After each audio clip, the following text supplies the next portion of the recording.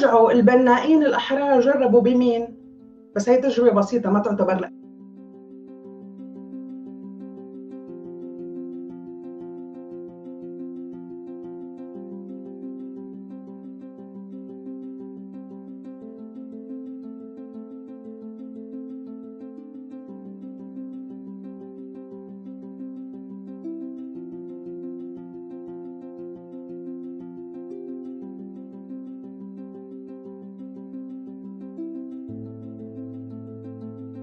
نقطة مفصل بالدين الإسلامي.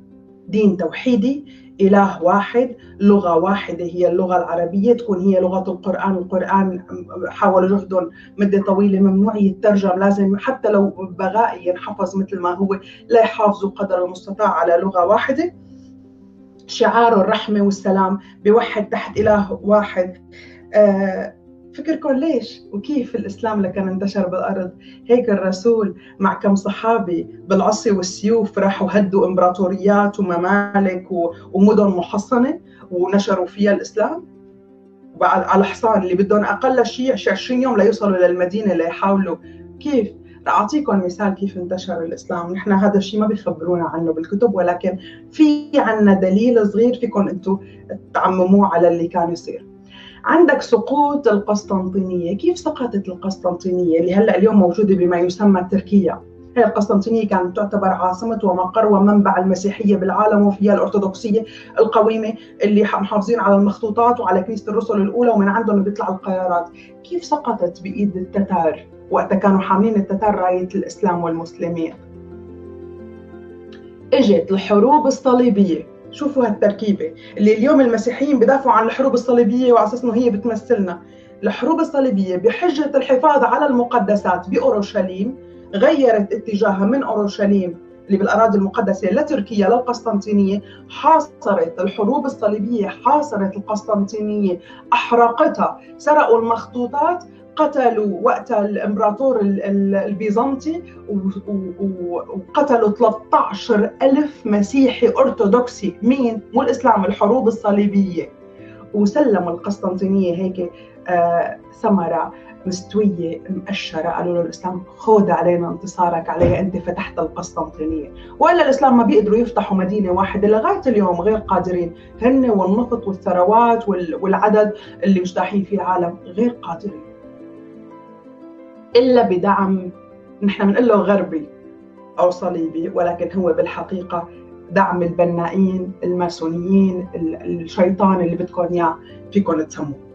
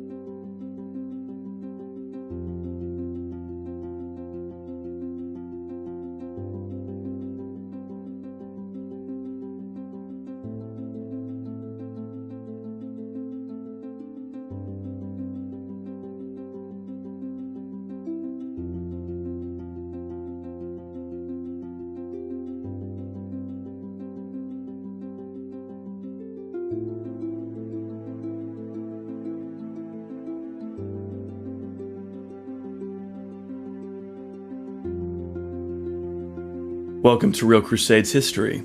The Fourth Crusade, a military campaign by Latin Western Christians intended to conquer Muslim-held Egypt, ended in the conquest of Constantinople, the greatest city in Eastern Christianity.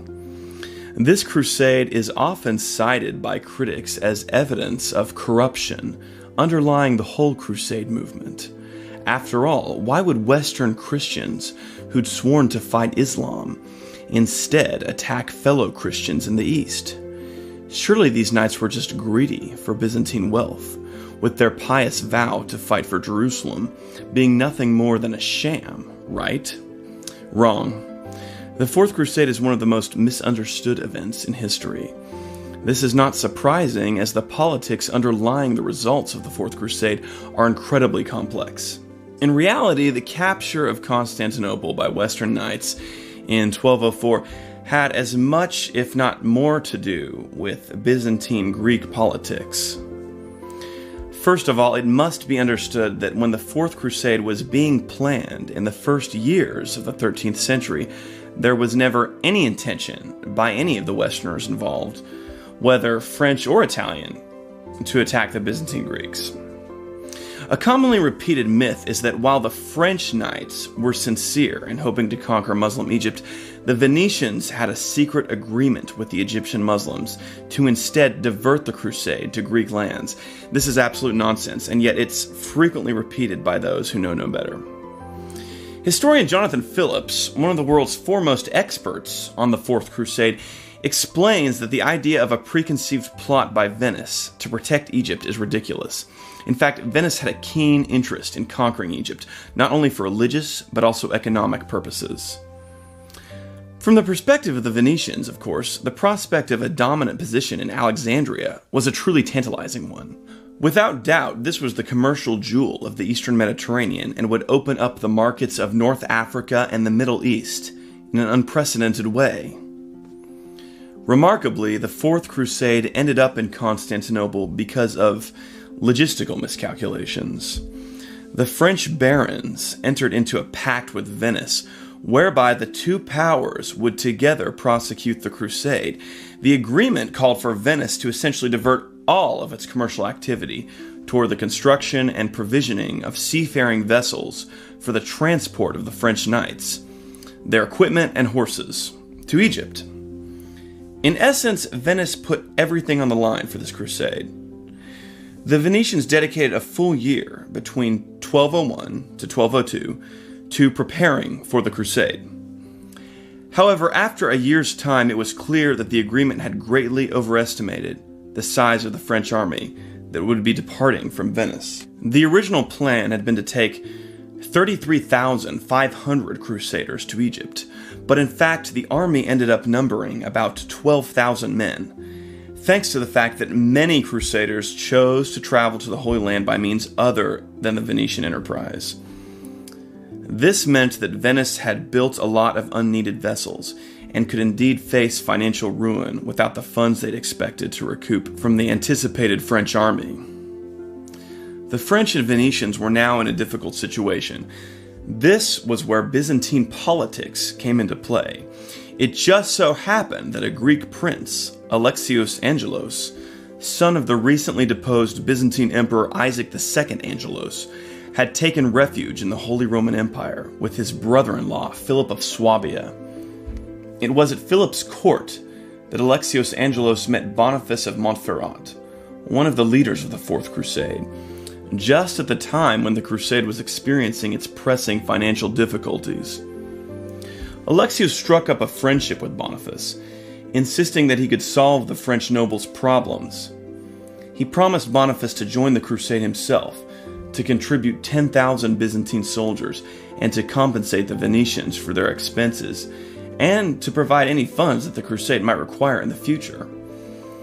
All Alexios asked in return was to be restored to his father's throne in Constantinople, of which he claimed to have been wrongly deprived by a palace coup.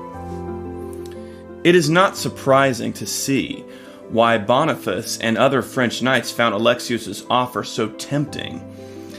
However, the Crusaders did not immediately jump at the chance to restore their new Byzantine ally to the throne.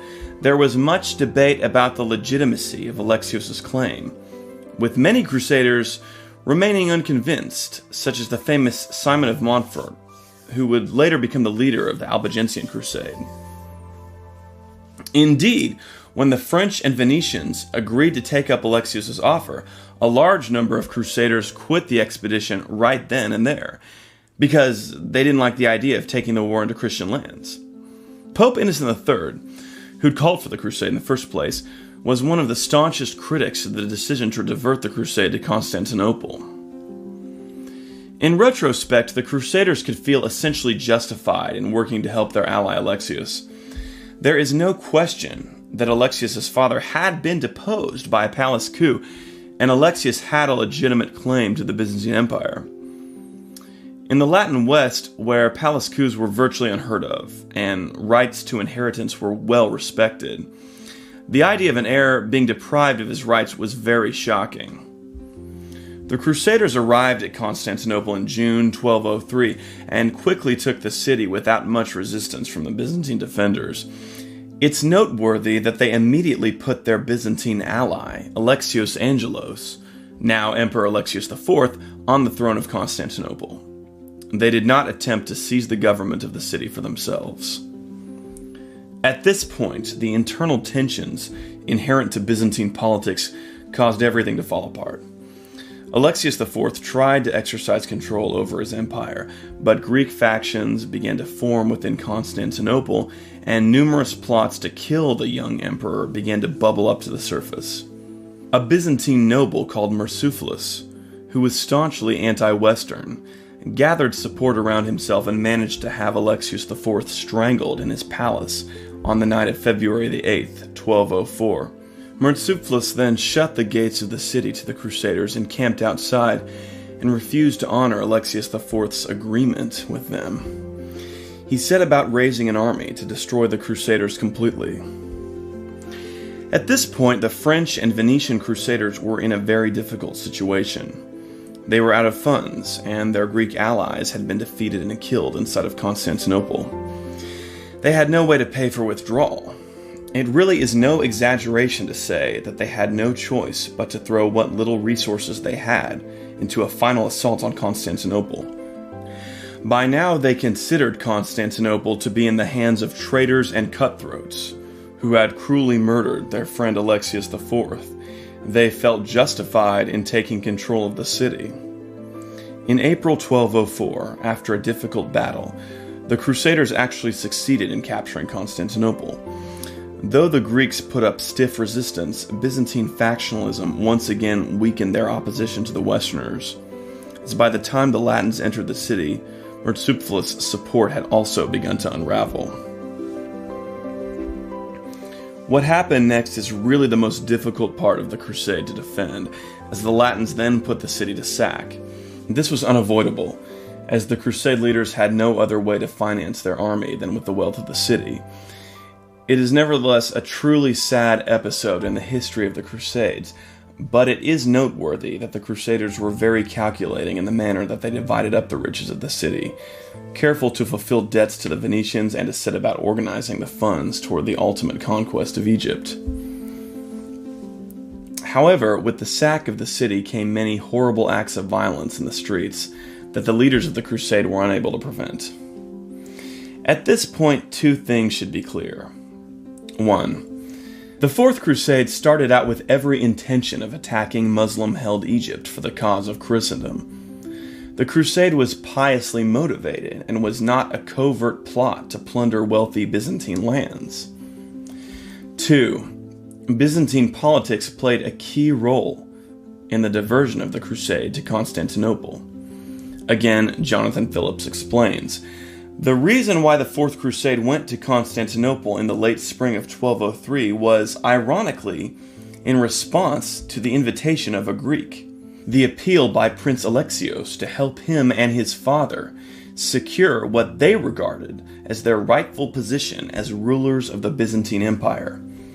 Had this request not been made, there is no convincing evidence to suggest that the expedition would have turned to Constantinople. Crusade historian Christopher Tyerman also has some interesting summary remarks about the Fourth Crusade. The Byzantine Empire never recovered from the events of 1203 through 1204. Much of the damage was self-inflicted by the political chaos and myopic self-interest so vividly displayed by the tawdry or desperate parade of emperors. There is no convincing evidence that the Crusaders plotted the violent overthrow of the Byzantine system until they were presented with no viable alternative in 1204. This video does not intend to excuse or demonize either side in the Fourth Crusade.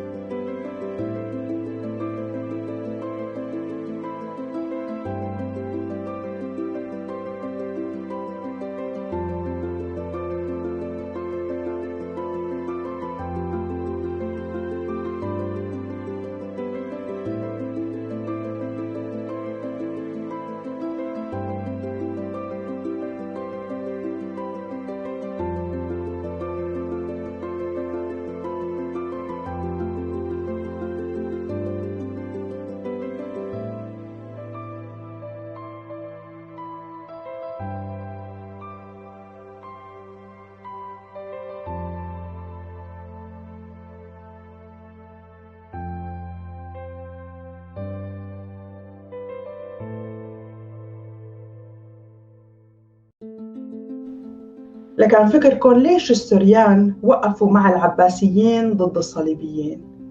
وليش الأقباط بمصر وقفوا مع الفاطميين ضد الصليبيين؟ وليش لغاية اليوم الأرثوذكس بالأراضي المقدسة بفلسطين وغيرها عندهم يسلموا مفاتيح كنيسة القيامة لمسلم ومتشدد ولا يمسكها كاثوليكي؟